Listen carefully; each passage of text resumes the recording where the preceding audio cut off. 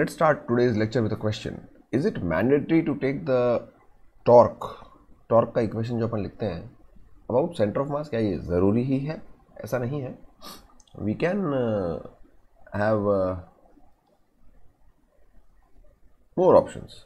जैसे ये एक स्ट्रक्चर है, आपके यहाँ पे COM पे आपने F फोर्स लगा रखा है ना. बहुत सिंपल से क्वेश्चन ले रहा हूँ मैं. तो इसको जब आप डील कर रहे थे अब तक, है ना, अब तक जो अपन ने डील किया उसमें क्या माना अपन ने कि लेट्स से इसका एक्सेलरेशन इस तरफ a है एंड इट इज़ ऐसे अल्फा से ये गोल गोल घूम रहा है. ये अपन ने अब तक अज्यूम किया था इसका, है ना. तो और फिर इसका जो फ्री बॉडी डायग्राम बनाया था अपन ने, वो ये था कि ये रहा आपका स्ट्रक्चर, ये रहा F फोर्स, और यहाँ पीछे की तरफ आपने फ्रिक्शन लगा दिया और इक्वेशंस क्या लिख डाली, F minus F is equal to MACM. इसको मैं मान रहा हूँ कि ये डिस्क है, so it is MR square by 2, है ना. और दूसरी इक्वेशन COM के अबाउट जब मैंने टॉक लिया तो मेरे पास क्या आया, F into R is equal to MR square by 2 into alpha. फिर जैसा कि हम करते आए हैं अब तक, ये R और R हम काट देते हैं और ये तो हमारी फर्स्ट इक्वेशन होती है. और सेकंड इक्वेशन सुधर के क्या बनती है, F is equal to M by 2, एक R कट गया और R अल्फा, क्योंकि प्योर रोलिंग है ना, ज़मीन रफ है, तभी तो फ्रिक्शन लिया आपने, तो इसको ये कर दिया. और उसके बाद जब मैंने इसको इवेंचुअली सॉल्व किया तो ACM की वैल्यू क्या निकाली अपन ने, इनको दोनों को ऐड कर दो, फर्स्ट और सेकंड इक्वेशन को. जब मैं इन दोनों को ऐड करता हूँ तो आई गेट 2/3F/m, है ना. ये अपने पास आंसर हमारे अब तक के डिस्कशन के थ्रू हमने निकाला. Now I am going to share an alternative method. Alternate method, देखिए ऑल्टरनेट मेथड में ये वाली इक्वेशन का कोई ऑल्टरनेट मेथड नहीं है. ये तो स्ट्रेट फॉरवर्ड जो है जो ही है ना. इसमें कोई ना तो कोई ज़रूरत है नई चीज़ लिखने की, ना कोई बदलाव का प्रपोजल है. लेकिन अगर आप देखें तो प्योर रोलिंग है, और अगर प्योर रोलिंग है तो ये जो बॉटम मोस्ट पॉइंट है इसका acceleration in the tangential direction 0 है ना. तो क्यों ना मैं इस पॉइंट के अबाउट टॉर्क इक्वेशन लिखूँ, है ना. पॉइंट A बोलता हूँ उसको, पॉइंट A के अबाउट टॉर्क इक्वेशन लिखो. ध्यान से सुनिएगा, पॉइंट A के अबाउट अगर मैं टॉर्क इक्वेशन लिख रहा हूँ, हाँ फोर्सेज अभी भी सेम है, F एंड F. तो अगर मैं पॉइंट A के अबाउट टॉर्क इक्वेशन लिख रहा हूँ तो then it is pretty clear that the torque of friction is gonna go away. Okay, मतलब जब आप कभी टॉर्क इक्वेशन लिखते हो ना, तो आपको ये मानना है कि जैसे यहाँ कील ठोक दी गई है, और अगर यहाँ कील ठोक दी गई है तो ये डिस्क जो है इस पर अगर F फोर्स लगेगा तो ये तो क्लॉकवाइज घूमने वाला स्टाइल में, और वैसे भी क्लॉकवाइज ही तो घूम रहा है स्ट्रक्चर. तो मैं इस तरीके से आपको ये बताना चाहता हूँ कि even if we write the torque equation other than COM, then भी आंसर आएगा. और कैसे आएगा बताओ, and what are the convenient points. अब आप बोलो नहीं सर मैं तो इस पॉइंट के अबाउट लिखूंगा, तो ये पॉइंट को मैं बहुत अच्छा पॉइंट नहीं बोलूँगा, नीदर मैं इस पॉइंट को बहुत अच्छा बोलूँगा, नीदर मैं इस पॉइंट को. See this point has got a speciality. Point A की स्पेशलिटी ये है कि पॉइंट ए का एक्सेलरेशन 0 है, अलॉन्ग द सरफेस एक्सेलरेशन 0 है ना. तो पॉइंट ए पे अगर आप बैठ के टॉर्क इक्वेशन लिख रहे हो तो पॉइंट ए हमारे लिए एक इनर्शियल फ्रेम की तरह काम करेगा, हमें सूडो फोर्स नहीं लगाना पड़ेगा, है ना. मैं तो ये कह रहा हूँ कि इवन आप इसके अबाउट टॉर्क इक्वेशन लिख रहे थे तो भी ये एक नॉन इनर्शियल फ्रेम था, एक्सेलरेट कर रहा था ये. और अगर ये एक्सेलरेट कर रहा था पॉइंट ए, तो देखा जाए तो इसका भी सूडो फोर्स बनता है. लेकिन मैंने पिछली बार बोला था कि अगर इसका सूडो फोर्स आप लगाओगे तो वो यहीं तो लगेगा सेंटर ऑफ मास पे, तो उस सूडो फोर्स को लगाओ या ना लगाओ एक ही बात है, टॉर्क 0 हो ही जाता है. ऐसा ही ये एक पॉइंट और है प्योर रोलिंग के केस में. स्पेशली प्योर रोलिंग के अलावा तो नहीं करना है इसको. प्योर रोलिंग के अलावा अगर आप इस पॉइंट के अबाउट टॉर्क लिखोगे तो फिर तो ये एक्सेलरेट करेगा, तो सूडो बनेगा नॉन जीरो सूडो, और सूडो लगाना पड़ेगा. तो मेरा प्रपोजल ये है कि क्यों ना हम पॉइंट ए के अबाउट टॉर्क इक्वेशन लिखें, टॉर्क एट ए. हाँ, तो लेकिन मोमेंट ऑफ इनर्शिया भी फिर इसके अबाउट ही आएगा. और what is the moment of inertia about A, parallel axis theorem लगानी पड़ेगी. इसके अबाउट हाफ MR स्क्वायर दिया हुआ है, तो पैरेलल शिफ्ट करके यहाँ आ जाओ R डिस्टेंस, तो it is gonna B 3/2 MR square. अब मैं लिख रहा हूँ इस पॉइंट के अबाउट, तो इस पॉइंट के about F into R is equal to 3/2 MR square alpha. Alpha same लेना चाहे किसी भी पॉइंट के अबाउट लो. तो इसके अबाउट जो मैं ले रहा हूँ तो मैंने अल्फ़ा ऐसे लिया है, ऐसे, है ना. अल्फ़ा किसी के भी अबाउट लिखना है आपको, सेम लिखना है. और जब आप इसको सॉल्व करते हो तो R और R काटते हो तो R अल्फ़ा क्या आता है जरा देखें. R alpha comes out to be 2f/3m. And how different is this from this? Check it out. ये ACL ही तो है आपका, दिस इज ACL. अब आप सोचो एक सिंगल इक्वेशन से आपका आंसर आ गया.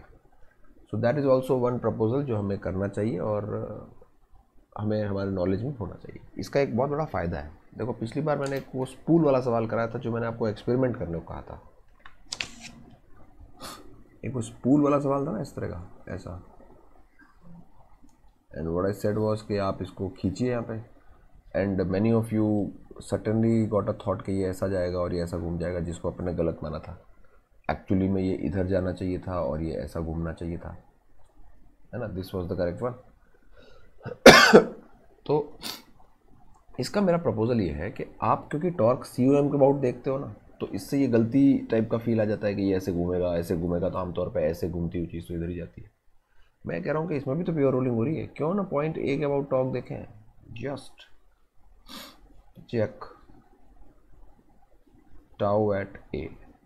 तो जब आप टाउ एट A चेक करोगे तो अब आप देखो फ्रिक्शन का टॉर्क तो ख़त्म. और अगर मैं इस पॉइंट के अबाउट टॉर्क देखता हूँ, तो अभी थोड़ी देर पहले मैंने बोला कि टॉर्क आप किसी पॉइंट के अबाउट भी देखिए, टॉर्क की वजह से जो अल्फ़ा आएगा वो सेम आना चाहिए. तो इस पॉइंट के अबाउट अगर मैं टॉर्क देखता हूँ तो एक तो मुझे सूडो फोर्स नहीं लगाना है, ठीक है, अच्छी बात है. इसका मतलब जो फोर्सेस लगे हुए हैं वही मेरे को कंसिडर करना है. और अगर मैं यहाँ पे एक कील ठुकी हुई मान लेता हूँ तो इस तरह का फोर्स कैसे घुमाएगा, try and understand. You think ऐसे घुमाएगा?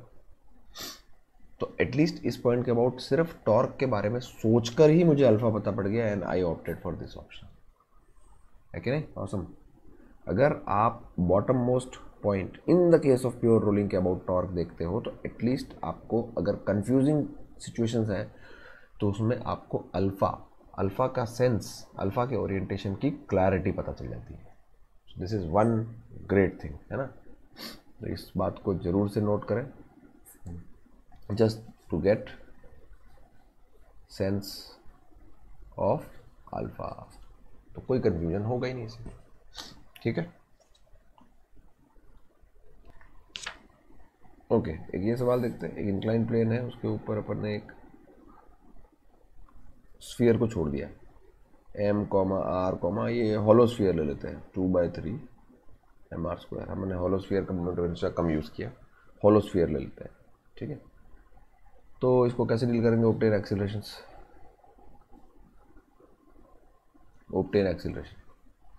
Of sphere. So how are we going to solve it? मुझे पॉज करें और ज़रा you get the answer. Meanwhile मैं इसको सॉल्व करता हूँ. देखिए, सबसे पहली बात है कि इसका FBD बनेगा. इस पर इधर लगेगा mg sin theta. Practical observation कहती है कि ऐसे जाएगा ACM से और घूमेगा ऐसे अल्फा से. प्योर रोल ये कर ही रहा है, तो प्योर रोल की कंडीशन यहाँ पे ACM is equal to alpha R, यही यूज़ होगी. प्योर रोलिंग की कंडीशन है, since it is rolling purely, तो यही वाली कंडीशन यूज़ होगी. अच्छा, देखा जाए तो COM के अबाउट अगर मैं टॉर्क देखता हूँ, देखो अब मैंने आपको 2 पॉइंट्स बता दिए जिसके अबाउट आप टॉर्क देखना चाहिए. वैसे 2 क्या बहुत सारे हैं, लेकिन इसके अबाउट भी आप बिना सूडो फोर्स लगाए टॉर्क देख सकते हैं, क्योंकि सूडो फोर्स का टॉर्क 0 हो जाता है. और इस पॉइंट के अबाउट तो सूडो फोर्स लगता ही नहीं है. बाय द वे, इसमें हम अगर इसके अबाउट टॉर्क देखते हैं तो हमें ये पता चल जाता है कि इसको घुमाने वाला कोई नहीं है. घुमाने वाला कोई नहीं है तो फ्रिक्शन ऐसा लगेगा. सो this is the complete FBD. Of course mg cos theta normal मैंने नहीं ड्रॉ किया क्योंकि वो कैंसिल हो रहा है.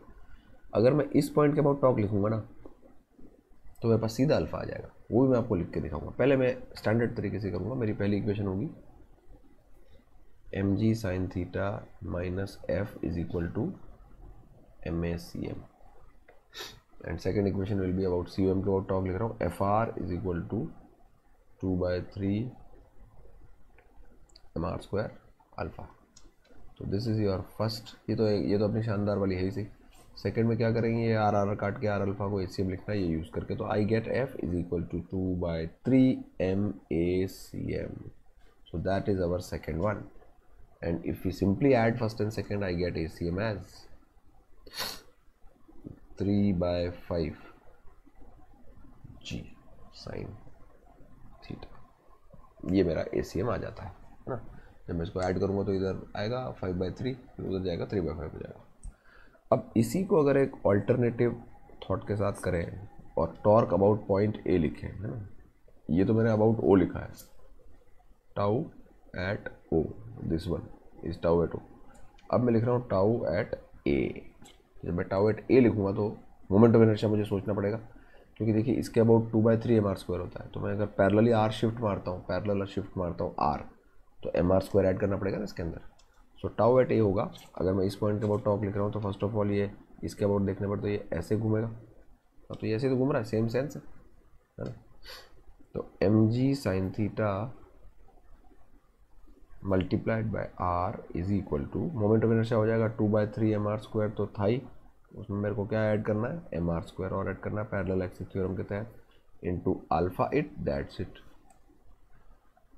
अब इसको जोड़ जाड़ लो, एक एक आर काट दो, तो यहाँ क्या डेवलप हो जाता है, M G sine theta is equal to 5/3 m alpha R, and कौन है ये alpha R, A C M, इसको आप ए सी एम लिख दो। So I get A C M, A C M की वैल्यू हमारे पास आएगी 3/5 g sin theta. So this ways you can also get the answer in a quicker way. So try and understand students. हमारे को एक नई चीज़ पता चली आज के लेक्चर के शुरुआती 10 मिनट के अंदर अंदर, कि हम टॉर्क की इक्वेशन पॉइंट ऑफ कॉन्टैक्ट के अबाउट भी लिख सकते हैं in the case of pure rolling for a speedy answer obtainance. मैं ये कह रहा हूँ कि प्योर रोलिंग नहीं है, प्योर रोलिंग है, आप सारे पॉइंट्स ऑन द बॉडी के अबाउट इक्वेशन लिखने को अलाउड हो, लेकिन आसानी बढ़नी चाहिए, घटनी नहीं चाहिए, है ना। तो या तो सी के अबाउट लिखो, मेरी सलाह ये है कि या तो आप सेंटर ऑफ मास के अबाउट लिखो, दिस इज़ द तरीका, मतलब बेसिक बिल्कुल सदाबहार तरीका। पॉइंट ए के अबाउट लिखोगे तो इससे कई बार हमारे को फ़ायदे होंगे, जैसे अभी थोड़ी देर पहले मैंने आपको बताया वो स्पूल वाला केस, जिसमें हमको अल्फ़ा के सेंस गलत सोच सकते थे हम, या हम क्लियर नहीं थे। तो उस केस में क्या होता है कि लिखो इक्वेशन आप भले किसी के भी अबाउट, लेकिन पॉइंट ऑफ कांटेक्ट के अबाउट टॉर्क की इक्वेशन को सोच तो सकते हैं, क्योंकि फ्रिक्शन के बिना बाकी बचे हुए फोर्सेस के कंसिडरेशन से ही वहाँ अल्फा का आइडिया लग जाता है।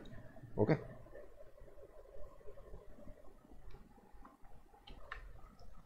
ओके, तो थोड़े से अब एनर्जी एस्पेक्ट्स को अपन लेके चलेंगे आगे। Kinetic energy of a body performing translation plus rotation, जो बॉडी एक ट्रांसलेशन प्लस रोटेशन कर रही है उसकी काइनेटिक एनर्जी का फॉर्मूला क्या होगा। So I have superimpose the two motions, भाई वो घूम भी रही है और वो ट्रांसलेट भी कर रही है, तो ट्रांसलेटरी काइनेटिक एनर्जी की कंट्रीब्यूशन आती है half M V C M square से, और रोटेटरी की कंसिडरेशन आती है half I C M omega square से, है ना। इसका डेरिवेशन जो है अगर आप पूरा मैनुअली करना चाहें तो you can talk to the live class instructor, he will certainly assist you, otherwise superposition principle is sufficient enough to absorb it. Okay, तो half I C M omega square and half M V C M square, ठीक है जी।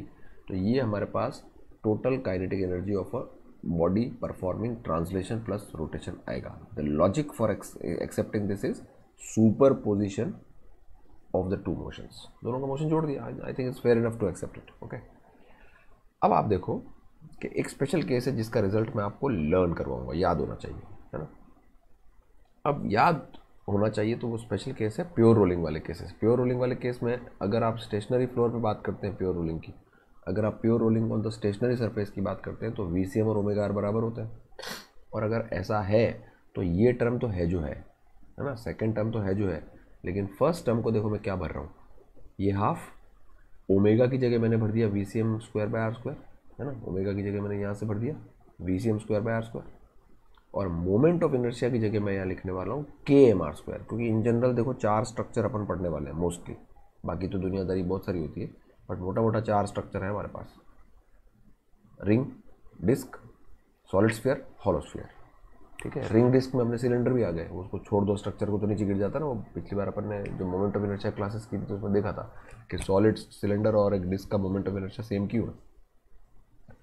तो मोटा मोटा हमारे पास ये 4 structure हैं, 4 फॉर्मूले हैं, तो इन चारों की फॉर मोमेंट ऑफ इनर्शिया की शक्लें कैसी है, ये आगे का फैक्टर बदल जाता है, हाफ, 2/3, 2/5 या 1, और एम आर स्क्वायर तो आता ही है ना।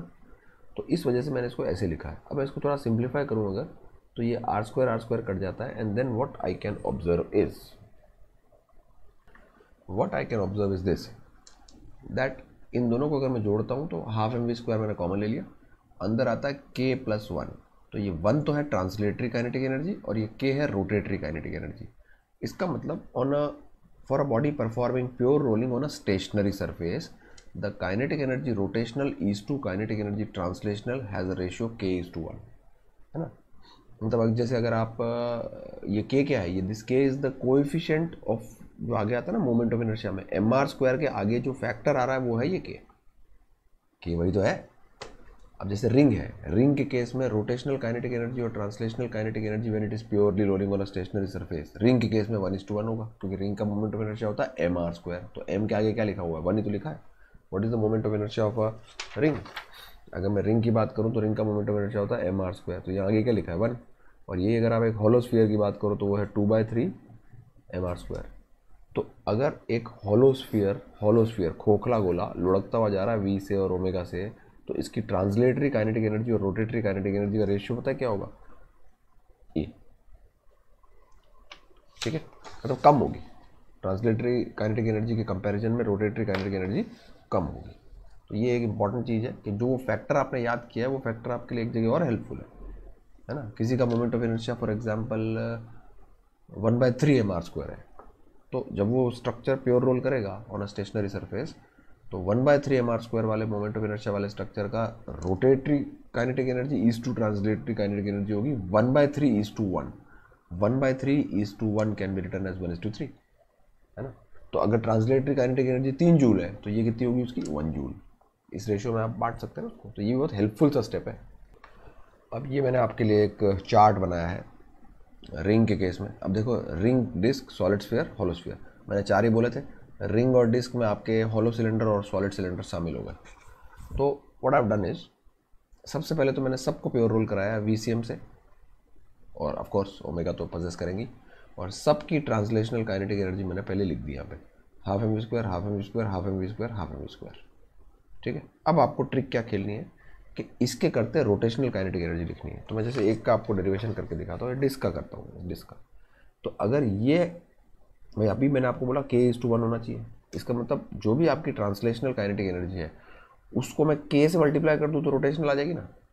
तो जैसे डिस्क के लिए k क्या होता है, हाफ, डिस्क का मोमेंट ऑफ इनर्शिया क्या होता है, हाफ एम आर स्क्वायर, तो इसको मल्टीप्लाई करो हाफ से तो ये आ गया।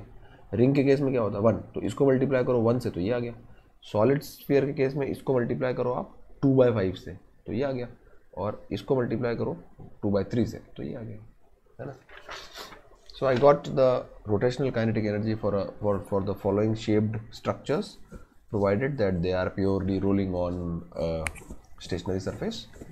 ये ratios हैं इनके, भाई ये 1:1 था, ये ½ था, ये 2/5:1 था, ये 2/3:1 था, है ना। And simply I have added them. ये देखो, ये 4 फॉर्मूले मेरे सामने प्रकट हुए, MVCM square, 3/4 MVCM square, 7/10 MVCM square and 5/6 MVCM square. See, मैं ज़रूर से चाहूँगा कि ये चारों फार्मूले आपको याद हों। अगर ये याद होंगे तो आपकी स्पीड जो है वो बहुत अच्छी आएगी। सवालों को सॉल्व करने में जो आपकी स्पीड बिल्डअप होगी ना वो काफ़ी हैवी होगी, है ना। अभी आगे भी आप देखोगे कि मैं जैसे ये 7/10 MVCM स्क्वायर डायरेक्टली यूज़ करूँगा। तो ये 4 फार्मूले कहीं अपने कमरे में कहीं लिख लो, just write it somewhere so that you can remember them. ज़रूरी है ये याद करना, ठीक है। मतलब हो सकता है कई लोगों को लगे यार ऐसे निकाल लेंगे ना हर बार, लेकिन हर बार निकालने जाएंगे तो वैसे ही तो हम कैलकुलेशन एरर्स से ग्रसित है ना। तो मैं सब चीज़ आपको रट्टा मारने को थोड़ी कह रहा हूँ, मैं तो आपको ये 4 फॉर्मूले, जैसे हाफ एम वी स्क्वायर याद किया वैसे ये 4 चीज़ें याद रखो। So if you guys remember it then it will be very very helpful to you, okay. तो बातचीत अपन ने की, उसके ऊपर एक प्रश्न आपको करा रहा हूँ मैं, है ना। एक छोटी सी सॉलिड स्फेरिकल बॉल है, उसको यहाँ से छोड़ दिया गया। तो ये, क्योंकि ये इंक्लाइंड सरफेस जो है वो रफ़ है, तो ये रोल करती हुई आएगी नीचे, और जब ये रोल करती हुई आएगी तो हमें जब ये यहाँ पहुँच जाएगी इस जगह पे, तो इसके डिटेल्स चाहिए, जैसे मुझे इसकी स्पीड चाहिए। ऑफ कोर्स ये गोल भी घूम रही होगी, but I would need only v, है ना। And what is provided to me is the height from which it is coming down. तो चूँकि एक सॉलिड स्फेरिकल बॉल है, तो हमें इसमें 2 बातों की तरफ ध्यान आकर्षित करना है। जब ये लुढ़कती हुई आ रही होगी, सर्टेन सी बात है, तो since the slope is continuously modifying, तो किसी भी इंस्टेंट पर जब ये ऊपर से उतर के ऐसे आ रही है, तो किसी भी इंस्टेंट पे अगर हम इसका फ्री बॉडी डायग्राम बनाएंगे, फ्री बॉडी डायग्राम, तो इधर तो लगेगा वेट, लग ही रहा होगा, वेट का वेरिएबल कंपोनेंट है, स्लोप चेंज हो रहा है, और फ्रिक्शन इसके ऊपर हमेशा अप द इंक्लाइन लगा होगा। तो एक तो इस बात पे आप ध्यान दें कि फ्रिक्शन इसके ऊपर अप द इंक्लाइन लगा होगा। एंड दूसरा बात, जब ये यहाँ से यहाँ नीचे आया है पूरा स्फेरिकल बॉल, तो मैं सीधी सिंगल इक्वेशन से इसकी वी निकालने वाला हूँ। So what is the potential energy lost, mgh, and how do I write the kinetic energy of a purely rolling solid spherical ball on a flat surface? पिछले chart से आपको formula देखना पड़ेगा, mvcm square. So clearly vcm की value आती है 10/7 root over. तो ये जो फॉर्मूले अपन ने लर्न किए हैं पिछले पेज पर, इनका यूटिलिटी अपने लिए बहुत अत्यधिक रहेगा ऐसे केस में। अच्छा, ऑल्सो नीडलेस टू मेंशन कि इस पोर्शन पे है ना, ए के बियॉन्ड इस पोर्शन पे, even though the floor is rough, but since it is going with a constant kinetic parameters, मेरा मतलब है v और जो ओमेगा है वो चेंज नहीं हो रहा है इसका, तो ये जो पोर्शन है यहाँ पे required friction will be zero, is zero, required friction is zero. हमें फ्रिक्शन चाहिए नहीं, ठीक है अच्छी बात है, जेब में हमारे पैसे हैं, अच्छी बात है, बट हमें खर्चा ही नहीं करना है ना, इट्स लाइक दैट। तो इतने पोर्शन पे तो मैंने फ्रिक्शन यूज़ किया है, आगे मैंने फ्रिक्शन यूज़ नहीं किया है। Okay, so that was one of the use of that formula जो हमने डिड्यूस किया था। ओके, तो ये एक हेमीस्फेरिकल सरफेस है, रफ है पूरा, अच्छे खासा रफ है, और यहाँ पर मैंने एक स्फेरिकल बॉल छोड़ देनी है, तो ये मस्त रोल करती हुई आएगी, आराम से रोल करती हुई जाएगी, उधर भी जाएगी। एंड सिंस सरफेस रफ है, ठीक है, सिंस सरफेस रफ है तो ये प्योर रोल करेगी, और प्योर रोल करेगी तो आपके दिमाग में एक बात और मैं सेट करना चाहता हूँ कि in spite of the fact that there is friction present but still mechanical energy will remain conserved। क्यों? क्योंकि प्योर रोलिंग में जो फ्रिक्शन होता है वो स्टैटिक काम में आता है। स्टैटिक फ्रिक्शन जब लगता है तो वो एज अ सपोर्ट की तरह रोल प्ले करता है, और work done by that friction will be zero, क्योंकि फ्रिक्शन का वर्क डन जो होता है वो नेगेटिव कब होता है, जब स्लिपिंग हो रही हो, है ना, घिसेगा तभी तो हीट जनरेट होगा। व्हाट फ्रिक्शन डज, अगर आप अपने हाथ को ऐसे ऐसे करते हैं तो हीट जनरेट नहीं होता, अपने हाथ को ऐसे ऐसे करेंगे तभी फ्रिक्शन की वजह से हीट जनरेट होगा। तो क्योंकि ये पूरे मोशन में इस सरफेस पे घिस नहीं रहा है, जब घिस नहीं रहा है तो जिस पॉइंट पे फ्रिक्शन लग रहा है, आप देखो ना हम क्या कर रहे हैं, v is equal to omega R करते हैं, इसका मतलब बॉटम मोस्ट पॉइंट, या in fact should I say the contact point of the structure being discussed. Contact point की वेलोसिटी वही होती है जो सरफेस की होती है, और चूंकि सरफेस रेस्ट पे है तो कॉन्टैक्ट पॉइंट की वेलोसिटी ज़ीरो है। तो जिस पॉइंट पे फ्रिक्शन लग रहा है वो पॉइंट तो चल ही नहीं रहा ना, तो वर्क तो तब कंट्रीब्यूट होगा ना जब आप पे धक्का लगे के साथ साथ आप चलने भी तो चाहिए हो।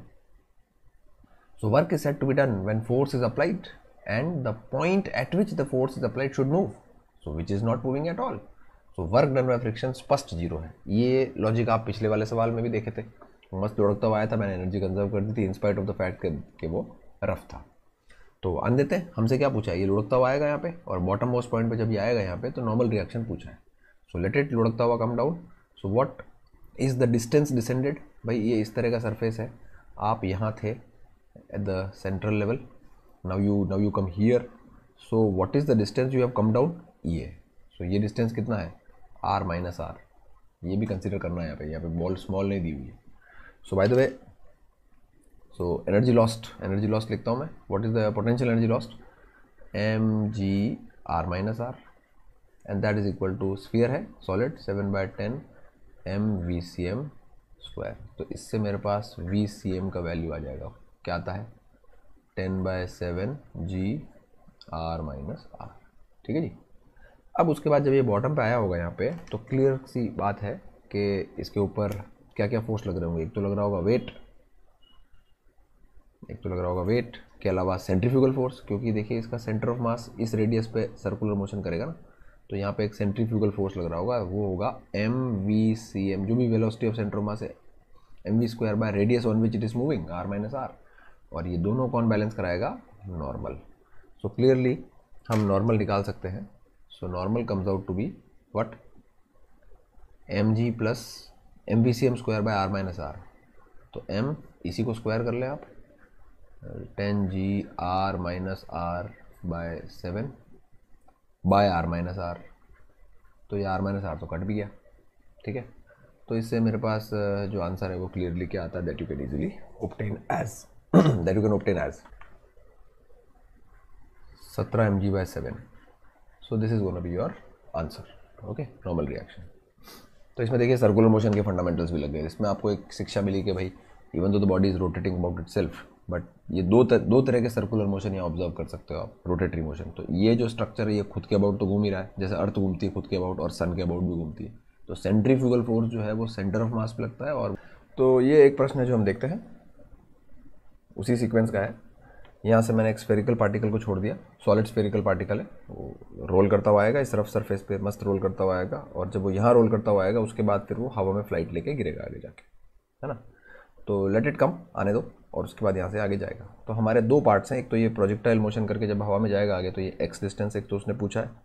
दूसरी बात वो आपसे पूछ रहा है कि पॉइंट ए पे जब वो आएगा तो रोटेशनल और ट्रांसलेशनल काइनेटिक एनर्जी का रेशियो क्या होगा, that we need to find out. तो सर्टेन सी बात है कि आप मुझे पॉज करके इसको अटेम्प्ट करें and let's see what you obtain and then you can compare. Okay, meanwhile I will continue. तो बाय द वे जब मैं यहाँ से इसको यहाँ आता देखता हूँ तो इसकी पोटेंशियल एनर्जी लॉस होती है mgh, और यहाँ भी पोटेंशियल एनर्जी लॉस होती है आगे भी mgh, है ना। तो फर्स्ट mgh के दौरान जो हमें फॉर्मूला यूज़ करना है वो हम ऑलरेडी पिछले सवाल में हमने किया था। So should we write this that 7/10 mvcm² is equal to mgh। So potential energy lost is equal to kinetic energy at this point. तो इससे मेरे पास VCM आ जाएगा, और once I have the VCM उसके बाद तो मैं प्रोजेक्टाइल का फॉर्मूला लगा के x निकाल ही सकता हूँ ना, horizontally thrown projectile. So I believe कि हम सब लोग इस लेवल पे आ गए होंगे, है ना। ये देखो ये कहाँ से आया है, व्हाट इज, क्योंकि इसकी वेलोसिटी हॉरिजॉन्टल है तो वर्टिकली h ड्रॉप करने में इतना देर लगता है, 2h/g√। ये हमारा काइनेमेटिक्स से फॉर्मूला आया है, और इसको मल्टीप्लाई किया हमने इससे, तो हमारे पास हॉरिजॉन्टल रेंज जिसको कह सकते हो आप, हॉरिजॉन्टली थ्रोन प्रोजेक्टाइल की जो रेंज होती है वो हमने निकाल ली। असली पार्ट ये है ना, ये भी अच्छा था, बट ब्रेनस्टॉर्मिंग पार्ट है सेकंड वाला। ये आपको करना है इस जगह पे रोटेशनल और ट्रांसलेशनल काइनेटिक एनर्जी का रेशियो निकालना है। अब देखो आपको एक बात समझनी पड़ेगी, है ना। One thing you need to understand is that अगर आप किसी पार्टिकल को हवा में फेंक देते हो ऊपर, तो अगर आप किसी पार्टिकल को हवा में फेंक देते हो ऊपर, हवा में घुमा के, तो once the particle is in air, even though it has got some random direction में वेलोसिटी, आपने उसको उधर वेलोसिटी दे रखी है, ओमेगा भी दे रखा है, लेकिन अगर मैं इसका फ्री बॉडी डायग्राम देखूँ once it is in air, तो आई विल रियलाइज दैट उसके ऊपर एकमात्र फोर्स है वो है mg।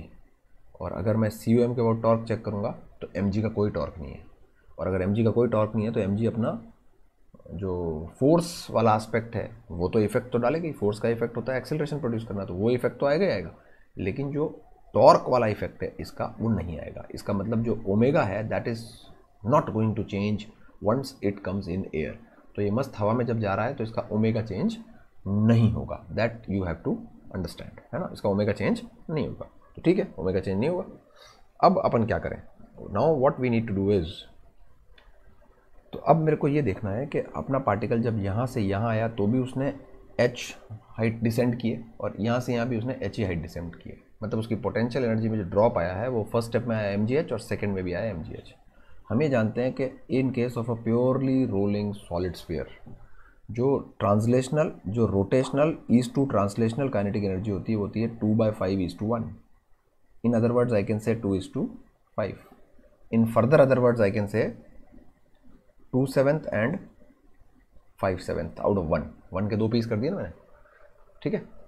तो अगर पहला उसको एनर्जी मिला है तो उसको रोटेशनल एनर्जी कितना मिला होगा, फर्स्ट mgh ड्रॉप में 2/7 mgh इतना मिला होगा, और ट्रांसलेशनल कितना मिला होगा 5/7 mgh ये मिला इसको। और जो ये अगला mgh पोटेंशियल ड्रॉप है इसमें 100% एनर्जी इसकी किस पॉकेट में गई है, ट्रांसलेशनल। तो मुझे टोटल रोटेशनल भी मिल गई, टोटल ट्रांसलेशनल मिल गई, आई शुड डिवाइड इट। और इसको अगर आप सॉल्व करेंगे, है ना, समझो बात को क्या हुआ, mgh जो है वो 2 पीस में बटा 2/7 और 5/7, because there was friction here, friction was providing torque here, तो वो ओमेगा भी बढ़ा रहा था, लेकिन हवा में तो ओमेगा फिक्स हो गया। तो once it comes here and strikes, तो जो इसका ओमेगा यहाँ था वही ओमेगा इसका यहाँ भी होगा। तो अगर मैं इसको सॉल्व करूँगा तो मेरा जो फाइनल आंसर है it is gonna be 1/6। Okay, so I hope this was a brainstorming question. Okay, so एक और थोड़ा सा एक स्टेज आगे का सवाल, ये चल सकने वाला स्ट्रक्चर है, वेज है ये, है ना, 2m मास का है, ये चलेबल है, इट कैन मूव। तो इसको वही अपना एम आर और एम आर स्क्वायर बाई 2 है. यू कैन ट्रीट दिस, ऊपर छोटा जो स्ट्रक्चर है, you can treat this as a solid cylinder and it is gonna roll. ये मस्त रोल करता हुआ आएगा और हवा में आ जाएगा. तो हवा में जब आ जाता है तो इसको अपन ए बोलते हैं. पूछा है what is the ratio of the translational and the rotational kinetic energy eight point A. अब आप देखो उसने पूछा क्या आपसे, रेशियो पूछा है. तो you might not have to get the values when you are supposed to get the ratio. Values का ज़रूरत होता नहीं है, बट स्टिल अपन इसको डिटेल में करेंगे. मैं कुछ ऐसी चीज़ें भी करूँगा जो इस सवाल का आंसर निकालने में शायद हमारे लिए ज़रूरतमंद ना हो. So what to do here is, इसको छोड़ देते हैं, आन देते हैं हवा में. फर्स्ट ऑफ ऑल स्मूथ है, इसका मतलब लीनियर मोमेंटम कंजर्व रहेगा इन द हॉरिजॉन्टल डायरेक्शन. तो वॉट एवर वेलोसिटी जो इसकी VCM इधर होगी उस हिसाब से इसकी वेलोसिटी बैकवर्ड्स होने वाली है ना, दोनों चलेंगे. ठीक है. तो what parameters can we assume as variables are. Okay, देखें जरा, इसका वेलोसिटी मैंने v अज्यूम किया है और ओमेगा इसको दे दिया मैंने, और v/2 लेफ्ट की तरफ. ठीक है. तो बेसिकली वो लीनियर मोमेंटम की इक्वेशन तो यूज ही हो गई. m का वेलोसिटी v और 2m का v/2, बात खत्म है कि नहीं. तो अब what is the relation between v omega and v/2, ये रिलेशन निकालना पड़ेगा. तो how do you understand that relation is. आप देखो ये जो सरफेस है जहाँ पर ये प्योर रोल कर रहा था, प्योर रोलिंग की कंडीशन होती है कि इस बॉटम की वेलोसिटी और इसकी वेलोसिटी सेम होनी चाहिए. तो चूंकि इसकी वेलोसिटी इस तरफ v/2 है तो इसकी वेलोसिटी भी इस तरफ हमारे वेरिएबल्स के हिसाब से होनी चाहिए v माइनस ओमेगा आर, है ना. v इस तरफ है, आई कैप की तरफ है, और ओमेगा आर बैकवर्ड्स है. तो इस स्फीयर के बॉटम पॉइंट की बात करूँ मैं तो v में से ओमेगा आर मैंने घटा दिया. लेकिन मसला ये है कि ये तो बराबर होने चाहिए. इसका मतलब आपको इसको ये नहीं लिखना चाहिए, आपको इसको लिखना चाहिए, इसका ओमेगा ज़्यादा होगा एक्चुअली में, ये नेगेटिव आएगा, है ना. तो omega r minus v backwards कर देता हूँ मैं इसको. I hope you are able to understand it. इसको ये कर दिया मैंने, इसको पलट दिया ना. भाई अपना स्टाइल क्या होता है, अपन हमेशा इसको फॉरवर्ड जाता देखते हैं. तो बॉटम मोस्ट पॉइंट को अगर फॉरवर्ड देखेंगे तो फॉरवर्ड देखेंगे तो इस स्टाइल में लिख देंगे, लेकिन इसके जो नीचे सरफेस है वो तो बैकवर्ड जा रहा है. इसका मतलब ये अपन ने जो लिखा है इसको पलटो, और इसको, दिस इज़ नेगेटिव पीपल, ये नेगेटिव है. अगर नेगेटिव है तो इसका माइनस साइन हटा देते हैं, तो ये कर देते हैं और डायरेक्शन पलट देते हैं. तो इक्वेशन क्या आएगी इसकी, omega r minus v is equal to v/2. And therefore the रिश्ता which omega r and v के बीच होगा वो ये होगा, है ना. तो ये रिलेशन होगा इन दोनों के बीच. Try understand. क्योंकि ये स्लिप नहीं कर रहा है, इसका मतलब इसके बॉटम का वेलोसिटी और इसका वेलोसिटी सेम होना चाहिए. ठीक है. तो आगे v दिया और ओमेगा ऐसे दिया पीछे, तो बॉटम मोस्ट पॉइंट का ओमेगा आर बैकवर्ड्स है, बॉटम घूमने की वजह से इसको ओमेगा आर पीछे मिल रहा है और v फॉरवर्ड मिल रहा है. तो अब हमें इसको मानना किधर, अगर हम इसको आई कैप की तरफ मानना होता तो ऐसे लिखते, और पीछे की तरफ मानना है तो ऐसे लिखते. तो पीछे की तरफ मानना है ना, क्योंकि इसका नीचे वाले सरफेस का वेलोसिटी बैकवर्ड्स है v/2. तो मैंने इसको इसके बराबर कर दिया, तो ये रिश्ता आ गया. अब बस तो एक शॉर्ट करना है और you can get the answer. Bye the वे इसमें अगर आप एनर्जी वगैरह कंजर्व करोगे तो भी कर सकते हो. I will tell you the equations also, but those things are not required here. तो once we have obtained this relation, then अब हमें आगे क्या करना चाहिए. अब हमें रेशियो निकालना है ना. तो रेशियो क्या होगा, रेशियो होगा जो आंसर है इस क्वेश्चन का, रेशियो होगा हमें जो रेशियो निकालना वो है ट्रांसलेशनल वर्सेस रोटेशनल. तो half mv square upon half I mr by mr square by 2 half I omega square.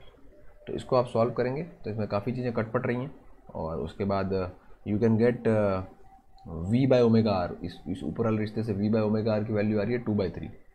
तो अगर आप इसको अरेंज करें तो सभी चीज़ें कट गई यहाँ, तो है ना. And what do we get is 2 times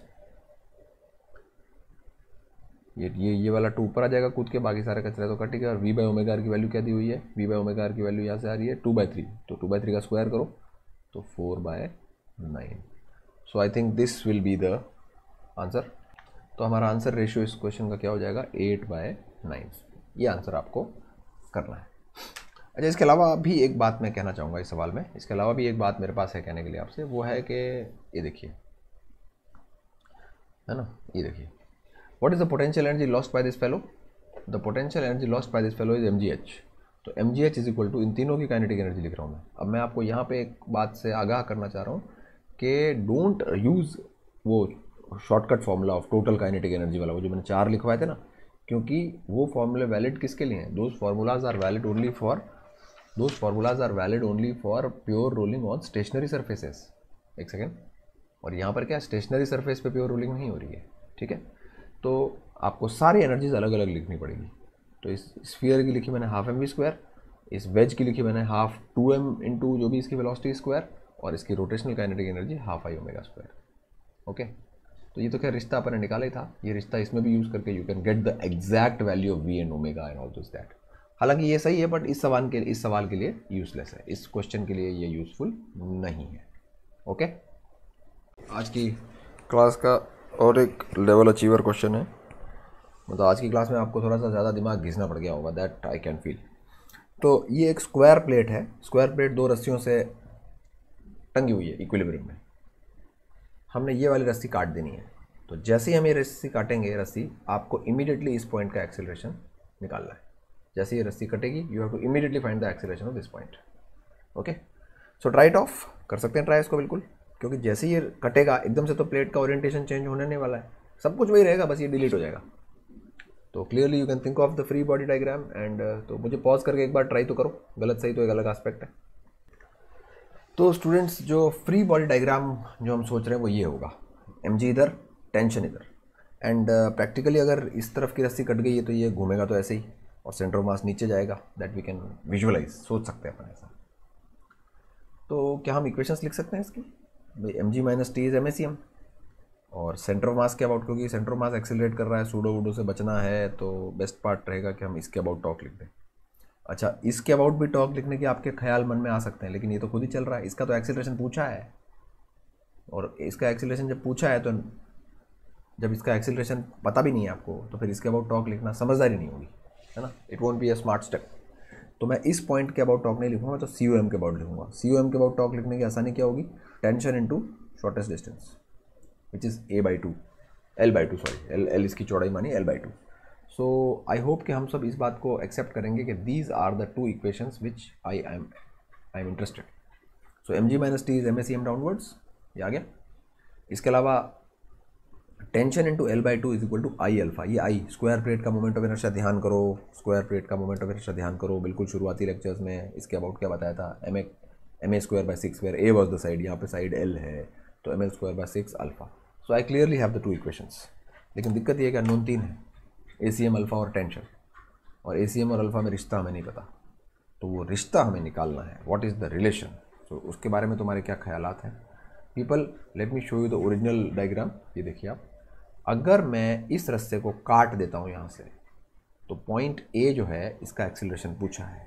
यहाँ आपको ये थॉट लगाना है कि ये रस्सी है, ये ऊपर की जो रस्सी है, अगर ये रस्सी हमेशा टाइट रहती है, टाइट, तो ये पॉइंट नीचे तो जा ही नहीं सकता, टूटेगी थोड़ी रस्सी। इसका मतलब पॉइंट A के पास 2 ही चॉइसेस हैं, या तो वो I कैप की तरफ जाएगा या वो -I कैप की तरफ जाएगा। These are the only 2 things left with point A। तो इससे हमको एक कंस्ट्रेंट मिलता है। क्या कंस्ट्रेंट मेरे को मिलता है? Let me help you out. ये देखिए आप, तो मैंने जो ACM और अल्फ़ा माने हैं, उस हिसाब से अगर देखा जाए तो हम ACM तो सारे पॉइंट्स को एज इट इज़ दे देते हैं, ACM तो सबको एज इट इज़ दे देते हैं। और रोटेशन वाला जो एस्पेक्ट है, आप सोचो कि अगर ये आपकी स्क्वायर प्लेट है और अगर आप रोटेट कर रहे हो, तो टेंजेंशियल एक्सेलरेशन का डायरेक्शन कैसे निकलता है? ऐसे निकलता है ना, रेडियस के perpendicular, in the same sense. तो clearly what is this distance? इस पॉइंट A का डिस्टेंस क्या सेंटर से? It is L/√2। तो अगर आप इस पॉइंट की बात कर रहे हैं, तो इसके 2 एक्सेलरेशन मैंने लिखे, एक तो लिखा ACM नीचे, और एक अल्फा इंटू रेडियस यहाँ से लेनी पड़ेगी, क्योंकि घूम रहे हो सर्कुलर मोशन, तो जिसके अबाउट आपने वेरिएबल्स अज्यूम किए हैं, उसको सेंटर मान के आपने लिख दिया। फिर मैंने इसके 2 टुकड़े भी कर दिए, क्योंकि 45 डिग्री पे है ये, तो /√2 करके टुकड़े कर दिए। अब जो मैं चाह रहा हूँ वो ये है कि इन दोनों ब्लू कलर के वेक्टर्स का जो रिजल्टेंट है, वो या तो I कैप में आ सकता है या -I कैप में, और जिस हिसाब से ये वेक्टर्स मेरे को दिखाए हुए हैं, मुझे क्लियर कट लगता है कि इसका आंसर -I कैप में आएगा, क्योंकि ऐसे वेक्टरों का रिजल्ट पीछे तो आ ही नहीं सकता। तो क्लियरली जो रिश्ता मैं तलाश रहा हूँ वो है alpha L/2 is equal to ACM। अगर ये दोनों कैंसिल हो जाएंगे तो नेट एक्सेलरेशन अल्फा L/2 बचेगा, और वही मेरा आंसर होगा, है ना। तो एक और रिश्ता हमें मिल गया, वो है alpha L/2 is equal to ACM। तो अपन सेकंड इक्वेशन को मॉडिफाई कर सकते हैं, है ना। यहाँ से ये 2 काट के यहाँ 3 कर देना और अल्फा एल की जगह क्या लिख देना 2ACM, और फिर उसका सिंपली ऐड करके you can get ACM, and once you have got the ACM you can get the value of alpha l as well, और अपना आंसर क्या है alpha l by 2। So clearly when you solve this problem, ये तो मैंने बताई दिया आपको कि भाई अल्फा एल बाय 2 ACM के बराबर है, hence alpha L is 2ACM। अब यहाँ पे एक एल काट देना और अल्फा एल को 2ACM लिख देना। उसके बाद इन दोनों इक्वेशन को सॉल्व करते हैं, तो अल्फा एल बाय 2 की वैल्यू मेरे पास आती है, ACM की वैल्यू मेरे पास आती है ये, ठीक है। एंड बाय द वे यही हमारा आंसर है, क्योंकि जो ACM है वही आपका आंसर है ना। क्योंकि जिंदा तो इन ये जो कंपोनेंट्स कर दिए उसके बाद ये और ये तो कट गए, तो जिंदा तो सिर्फ यही बचा ना। So that's our answer. So 3g/5 leftwards is our answer. अब इसी सवाल में एक ट्विस्ट और आता है, वो आपको दिया जा रहा है अगले पेज पर। इस बार जो सवाल है, मैंने उसमें दोनों रस्सियाँ जो ऊपर लगी थी उन रस्सियों को हटा के उसकी जगह क्या लगा दिए spring. So I have 2 springs, और वही ड्रामा वही कर रहा हूँ मैं, इसको काट देंगे अपन। तो स्प्रिंग का लॉजिक जो आपने सीखा है वो क्या है, स्प्रिंग का लॉजिक आपने क्या सीखा है ना। तो स्प्रिंग का जो लॉजिक है वो ये है कि स्प्रिंग का फोर्स सडनली चेंज नहीं होता है। तो अगर आप इसको कट करोगे यहाँ से, अगर आप इसको कट करोगे यहाँ से, तो ये जो स्प्रिंग है इसका फोर्स जो जस्ट पहले था और जस्ट बाद में था वो सेम रहेगा, है ना। स्प्रिंग का फोर्स हाथों हाथ चेंज नहीं होता। तो ठीक है, जैसे ही मैं इसको कट करता हूँ, इन दोनों में फोर्स क्या था शुरू में mg/2 mg/2, तो जैसे ही आप इसको काटोगे इसका फोर्स mg/2 हो जाएगा, ठीक है। So what I need to tell you is कि ये है इसका free body diagram after you cut it from here. जैसे ही आपने इसको यहाँ से काटा, ये इसका FBD बन गया, mg/2 ऊपर है, नीचे mg है ना। ये स्प्रिंग का फोर्स हाथों हाथ चेंज नहीं हुआ। लेकिन अब देखो इस पॉइंट के पास वो बाध्यता नहीं है कि ये ऐसे ही चलेगा, ये तो स्प्रिंग है तो ऊंची नीचे भी हो सकती है। इसके पॉइंट A के ऊपर आपके पास कोई बाध्यता नहीं है। लेकिन एक खास बात है, कोई अननोन भी नहीं है force, all the forces are known to you. So clearly the acceleration is g/2। ACM तो सपट दिख रहा है मुझे, mg में से mg/2 घटाओगे तो एक्सेलरेशन तो g/2 आ गया। एंड दूसरी इक्वेशन आप इस पॉइंट के अबाउट टॉर्क इक्वेशन लिख देना, तो you can easily obtain the value of alpha also as, कैसे निकालेंगे, mg/2 into this distance l/2 is equal to I alpha. तो मेरे पास तो ACM भी आ गया और अल्फा भी आ गया ना। तो फिर अब मुझे इस पॉइंट का एक्सेलरेशन निकालने के लिए कौन से रिश्ते की ज़रूरत है। So this is what I just said, that mg/2 into l/2 is equal to I alpha. तो अल्फा मेरे पास आ जाता है 3g/2l।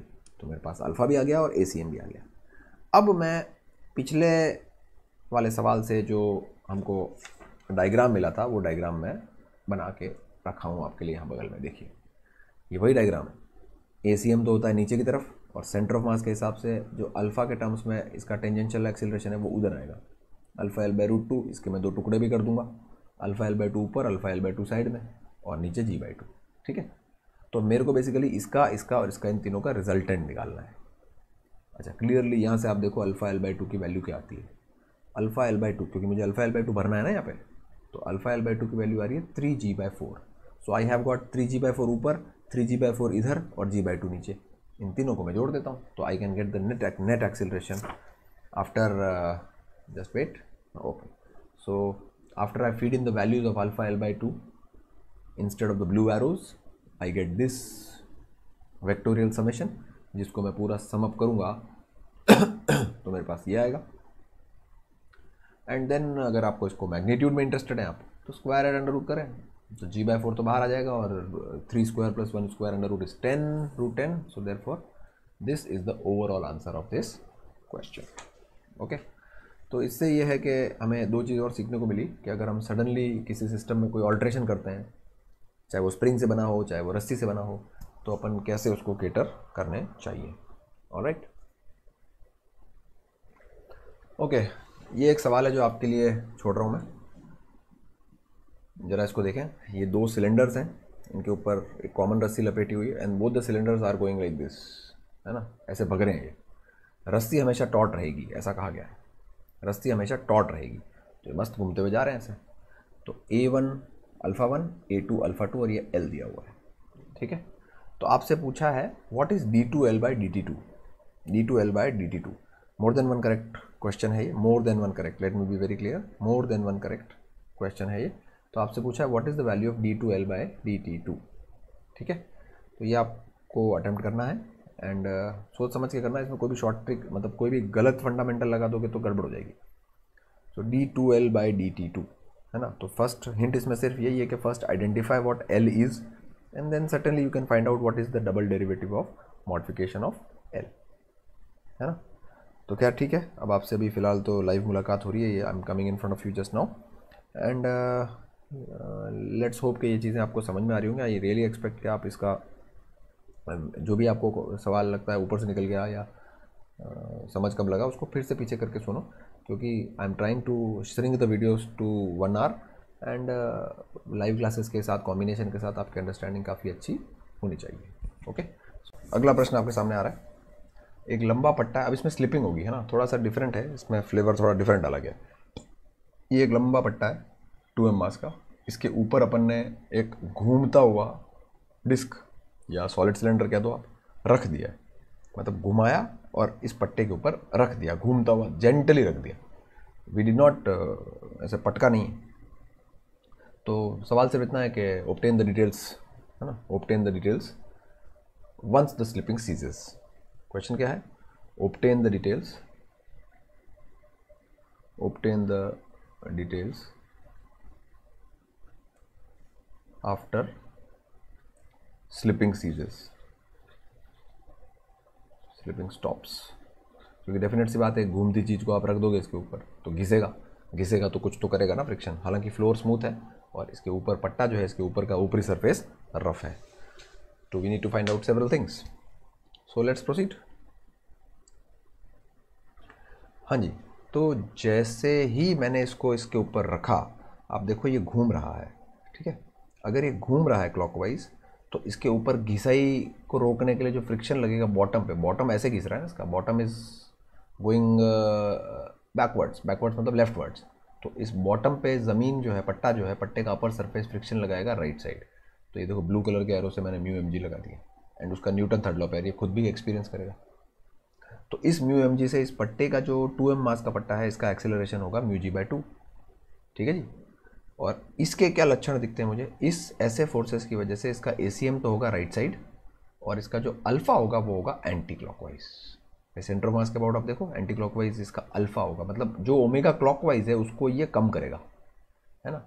मतलब ये जो बॉल है, ये जो डिस्क है, इसका आई कैप की तरफ तो वेलोसिटी बिल्डअप होगा और इसका ओमेगा कम होगा, क्योंकि इसके ऊपर अल्फा जो है वो एंटी क्लॉकवाइज लग रहा है। So that you have to feel it, इसको आपको फील करना पड़ेगा। अब इवेंचुअली क्या होगा, इवेंचुअली स्लिपिंग तो बंद होनी है, तो डेफिनेट सी बात है कि इसका भी वेलोसिटी लेफ्टवर्ड्स बिल्डअप होगा, इसका वेलोसिटी राइटवर्ड्स बिल्डअप होगा और इसका ओमेगा थोड़ा कम होगा। तो देखते हैं कि what variables can we assume. तो जो वेरिएबल हमें अज्यूम करने चाहिए वो है, देखिए मैंने इसकी वेलोसिटी इस तरफ v मानी है तो इसकी v/2 मानी है, क्योंकि मैं लीनियर मोमेंटम कंजर्वेशन को वेरिएबल अजम्पशन में ही इंक्लूड कर ले रहा हूँ। तो इसकी वेलोसिटी v इस तरफ, इसकी वेलोसिटी v/2। आप देख लो मोमेंटम कंजर्व है ना, मोमेंटम का ओमेगा में कोई रोल नहीं होता है। Momentum of any structure can be written as mvcm, अपने सेंटर ऑफ मास में पढ़ा था, m1v1 plus m2v2 plus m3v3 is equal to m total into vcm। तो मैंने सिर्फ velocity of centre of mass v assume की, तो m into v इसका मोमेंटम हो गया राइट साइड और इसका 2m into v/2 left side. Okay, अब मसला है कि हम इनमें रिश्ता निकालेंगे। तो ये अपन ने कुछ देर पहले भी देखा था, क्योंकि ज़मीन जा रही है इस तरफ तो इस बॉटम को भी इस तरफ ही जाना पड़ेगा, तभी तो स्लिपिंग नहीं होगी। स्लिपिंग बंद होने का मतलब क्या है कि स्लिपिंग बंद हो गई, और अगर स्लिपिंग बंद हुई है तो बॉटम की वेलोसिटी जो कि इन दोनों पैरामीटर्स के हिसाब से देखी जाए तो वो होगी ओमेगा आर बैकवर्ड्स और वी फॉरवर्ड्स। तो omega r minus v backwards that can be the velocity. तो ओमेगा आर माइनस वी इस बॉटम की वेलोसिटी हो गई इस तरफ, और v/2 तो है ही, दोनों को इक्वेट कर दिया अपन ने, ठीक है। हालांकि इसी बात को कहने का एक तरीका और होता है, मतलब बेस्ट एक शॉर्टेस्ट कट, क्यों ना आप इस पट्टे पे बैठ जाओ। अगर आप इस पट्टे पे बैठ गए तो क्या लगता है आपको, ये v/2 आप दे दोगे उसको उल्टा करके। तो अगर आप इस पट्टे पर बैठ गए, अगर आप इस पट्टे पर बैठ गए तो आपके मन में जो इस स्फीयर को देख के फील आएगा वो आएगा कि बढ़िया यार स्फीयर, तू तो भैया 3/2v से जा रहा है और ओमेगा से गोल घूम रहा है। तो इन पैरामीटर्स में आप वो अपनी स्टेशनरी ज़मीन वाला रिश्ता लगा सकते हो, v is equal to omega r. तो v तो है ये और ओमेगा आर आपको लिखना आता ही है। तो अगर आप सिमिलर थॉट्स के साथ भी चलते हो ना, if you move with similar thoughts, then with respect to plank when you think, you just give this velocity उल्टा करके टू दिस, तो ये v हो जाएगा 3v/2। So 3v/2 is equal to omega r. ये भी एक तरीका है रिश्ता लिखने का। और दूसरा ज़मीन से देख रहे हो तो फिर तो आपको ज़मीन भी चलती दिखेगी और ये बॉटम मोस्ट पॉइंट भी पीछे चलता हुआ दिखाई देगा। तो equate the velocities. So this ways you can, these are the two proposals by which you can get the relation between v and omega. Okay, हाँ जी। तो अब जो चर्चा का मसला है वो ये है कि पैरामीटर सारे अज्यूम्ड है, फोर्सेस ये रहे, और फाइनल जो अचीवमेंट करना है आपको वो ये रहा। तो आप देखो कि इसका जो एक्सेलरेशन है वो फॉरवर्ड डायरेक्शन में निकालना पड़ेगा। तो वो कितना, वो तो दिखाई दे रहा है अपने को। अगर मैं इसकी बात करूं तो इसका जो एक्सेलरेशन है वो म्यू जी है, क्योंकि फोर्स अपॉन मास। तो इस ऊपर वाले गोले का आई कैप डायरेक्शन में एक्सेलरेशन हो गया म्यू जी, और जीरो वेलोसिटी से इसने वी वेलोसिटी अचीव किया, let us say in time t. तो can I write v is equal to 0 plus a t, final velocity achieved is equal to, ये motion की first equation है, v is equal to u plus a t for the disc. अच्छा, दूसरी इसके लिए होगी rotational की equation. अब रोटेशनल की इक्वेशन आपने सर्कुलर मोशन से पिकअप करनी है। If you remember we use to have an equation in the circular motion में भी तो अपन ने इक्वेशंस पढ़ी थी मोशन की। तो यहाँ कौन सी इक्वेशन यूज़ करने वाला हूँ मैं, omega is equal to omega naught plus alpha t, ये वाली इक्वेशन यूज़ करूँगा मैं यहाँ पे। ठीक है, तो if I have this equation I need to get the alpha. तो अगर आप इस सी यू एम के अबाउट टॉर्क देखते हो, सी यू एम के अबाउट, तो ये जो डिस्टेंस है आर, तो वही मैंने यूज़ किया। देखो mu m g r is equal to I alpha, क्योंकि ये डिस्क है इसलिए half m are square alpha, मेरे पास अल्फा आ गया। ये अल्फा किस सेंस में है, जिस सेंस में आपने इसको घुमा के पटका था वो क्लॉकवाइज था, अल्फा एंटी क्लॉकवाइज है। तो आप देखो इनिशियल ओमेगा क्वेश्चन में मेंशन है। If I bring the page down then you can see that initial omega is given to you in the question as v naught by r. तो अगर मैं इसको फीड इन कर रहा हूँ इस डेटा को, है ना, अगर मैं इस डेटा को फीड इन कर रहा हूँ तो v naught by r minus alpha t, alpha ये पिक कर दूंगा मैं एज इट इज़। तो सेम टाइम टी में हमारा जो ओमेगा है वो ये वाला ओमेगा बन गया, और इसकी वैल्यू मैं यहाँ से निकाल के डाल सकता हूँ 3v/2r, है ना। So this is what I need to get. अच्छा, बाय द वे ये दो इक्वेशंस आपकी आराम से बन जाएंगी। ये टी और वी में है, ये भी टी और वी में है, तो you can solve them and you get the answer as shown on the next slide. अगर आपको कोई भी चीज़ लगता है कि आपको दोबारा सुननी चाहिए, आई विल रियली इंसिस्ट कि वीडियो को पीछे करके फिर से सुने, है ना। हाँ, तो हमारी इक्वेशन क्या थी, हमारी इक्वेशन थी mu g t is equal to v, पहली तो यही थी, और दूसरी थी v naught by r minus alpha की वैल्यू भर रहा हूँ मैं 2 mu g by r into t is equal to 3v/2r। तो ये तो फर्स्ट इक्वेशन है। सेकंड वाले को थोड़ा मॉडिफाई करते हैं, सारे आर काट देंगे। So v naught minus 2 mu g t is equal to 3/2v, this is your second equation. तो म्यू जी टी की वैल्यू यहाँ वी डाल देते हैं। So v naught minus 2v is equal to 3/2v, and this implies that v comes out to be 2/7v naught, ये v आ गया। ठीक है, तो once you have the value v you can also have the value of omega. Omega की value कितनी आ रही है, ओमेगा का अपन ने 3v/2r होता है, तो इसको 3/2 मतलब 3/7v नॉट बाय r, ये ओमेगा हो जाएगा। अब आपसे कोई पूछता है व्हाट इज़ द लॉस क्या हुआ, तो इनिशियल काइनेटिक एनर्जी में से फाइनल काइनेटिक एनर्जी घटा देना। इनिशियल काइनेटिक एनर्जी अपनी क्या थी, क्योंकि अपन ने सिर्फ उस डिस्क को घुमा के पटका था, तो half mr² v naught by r का whole square half I omega square, ये हमारी इनिशियल काइनेटिक एनर्जी थी। This is your kinetic energy initial, half I omega square, क्योंकि वो सिंपली सिर्फ घूम रहा था। और बाद में अब मैं पूरा जमघट लगाऊंगा। पट्टे की कितनी है भाई, पट्टे का मास 2m है, हाफ 2m इंटू v/2 का स्क्वायर, v ये है, याद रहे v ये है, स्टार लगा रहा हूँ, ये v भरना पड़ेगा यहाँ पे। इसके अलावा और कौन कौन सी है, एक अपना जो गोला है उसकी वेलोसिटी v है, तो half mv² minus half I, ये जो ओमेगा लिखा है ओमेगा स्क्वायर, तो ये ओमेगा भी डलेगा v भी डलेगा, मतलब ये जो स्टार मार्क है इनमें वैल्यू भरनी बाकी है अभी। तो इतना बड़ा इक्वेशन आप लिख के आप लॉस निकाल सकते हो, जो फ्रिक्शन के चलते लॉस हुआ है आपका, हीट जनरेटेड। तो this was the initial kinetic energy, और ये बाद का जो पूरा जमघट है इसको प्लस कर लो चाहो तो, और ब्रैकेट लगा लो। ये जो पूरा स्क्वायर ब्रैकेट में लिख रखा है मैंने, it is the final kinetic energy of the structure. जरा हम इस चित्र में देखें तो half mv², half I omega square and half mass of this into velocity of this का स्क्वायर, तो ये तीनों मैंने ऐड अप करके लिखा है। तो इससे आपके पास लॉस आ जाएगा, है ना। ठीक जी। ओके, चलो एक इजी वाला करते हैं ना। अगर पिछला वाला आपको थोड़ा हैवी लगा तो ठीक है, ये वाला सुन के वापस सुनना उसको एक बार जाके, है ना। एक काम करते हैं, जैसे अपन बॉलिंग करते हैं ना, वो बॉलिंग, वो 3 उंगली डाल के उस बॉल को अपन रोल करवाते हैं और सामने जाके वो छोटे छोटे से मटके पड़े होते हैं, उसको गिराना होता है, बॉलिंग। तो उस बॉलिंग स्टाइल में अपन एक सॉलिड स्फीयर को लिया और सिर्फ उसको V0 स्पीड देके एक स्टेशनरी फ्लोर पे लैंडिंग करा दी, है ना। मतलब जैसे एक बॉल को अपन ने सिर्फ लीनियर वेलोसिटी दी है, no omega, and I have just released it on a rough surface. तो अब इसका जो फ्यूचर है वो क्या होगा? फ्यूचर ये है कि ये घसटता हुआ जाएगा, थोड़ी देर घिसेगा और इवेंचुअली प्योर रोल स्टार्ट करेगा। इवेंचुअली तो इसका डेटा यही होना है, V एंड ओमेगा। ओमेगा क्या होगा? V/R। तो जब आप इसको लैंडिंग कराओगे इस रफ सरफेस पे, तो शर्तिया बात है कि इस पर फ्रिक्शन लगेगा। ब्लू पेन का लिया, है ना, इस पर फ्रिक्शन लगेगा बैकवर्ड्स।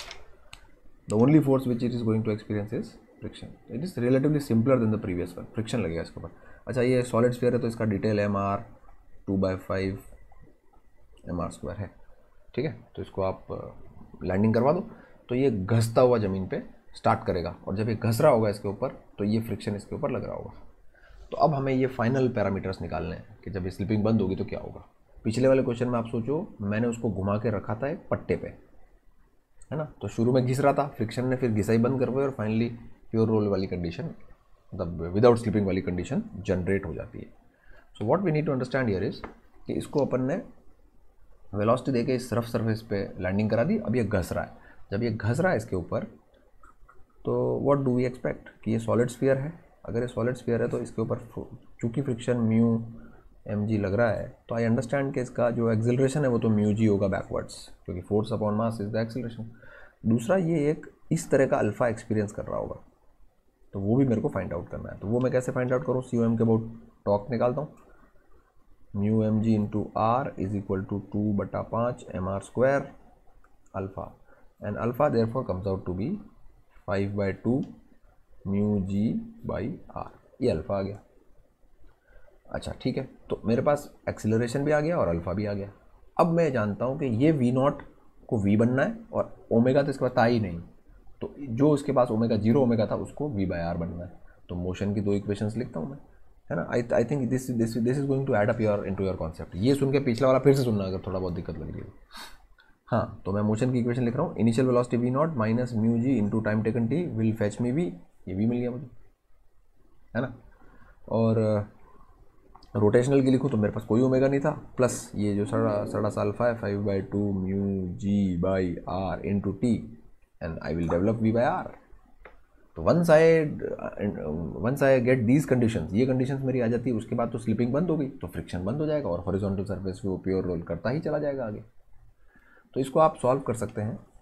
तो फर्स्ट इक्वेशन तो ठीक है, सेकंड इक्वेशन को थोड़ा ऑल्टर करते हैं, R काट के, तो you get to write 5/2 mu g t is equal to V। ये है आपकी सेकंड इक्वेशन। तो म्यू जी टी की वैल्यू यहाँ से यहाँ भर देता हूँ मैं। सो आई गेट 2/5 V उधर जाएगा, तो clearly you can solve to get 2 यहाँ पर इसकी जगह अगर 2/5 V रखते हैं, 2/5 ये उधर जाएगा 7/5, तो V की वैल्यू आपकी आएगी 5/7 V0। So this is gonna be your V and that's it. Okay, तो ये इस तरह से अपन नॉन स्लिपिंग वाली कंडीशन से फ्रिक्शन को, काइनेटिक फ्रिक्शन को लगा के स्लिपिंग वाली कंडीशन पे जाते हैं। इसमें भी आप कोई आपसे पूछे व्हाट इज़ द लॉस, है ना, हीट कितनी जनरेट हुई, तो लॉस निकालने का क्या तरीका अपनाओगे? लॉस इज इक्वल टू, हम क्या एनर्जी लेके आए थे यार शुरू में, हाफ mv0²। और यहाँ तो एक मज़ा भी ले सकते हो आप, क्योंकि ज़मीन स्मूथ है, ज़मीन स्टेशनरी है, तो final kinetic energy for a sphere can be written as 7/10 mv², where v जो है it has to be fed from here, क्योंकि ये दोनों का जोड़ के जो kinetic energy plus rotational kinetic energy plus translational kinetic energy दोनों जोड़ के मैंने जो फॉर्मूला निकाला था वो यूज़ कर सकते हैं ना अपन सॉलिड स्फीयर के लिए यहाँ पे। तो ये भी इसमें फीड कर देना and you can easily obtain, है कि नहीं। तो दिस वेज थिंग्स आर थोड़ी सी, क्या है, मैंने बोला ही था आज की क्लास थोड़ी एक लेवल ऊपर बढ़ेगा। तो आई होप कि आप इस वीडियो को ढंग से सुनेंगे, ढंग से समझेंगे, ज़रूरत पड़ने पर पीछे करके फिर से सुनें। Okay, because these things must be understood by you, समझ में आनी बहुत ज़रूरी है। ठीक है जी।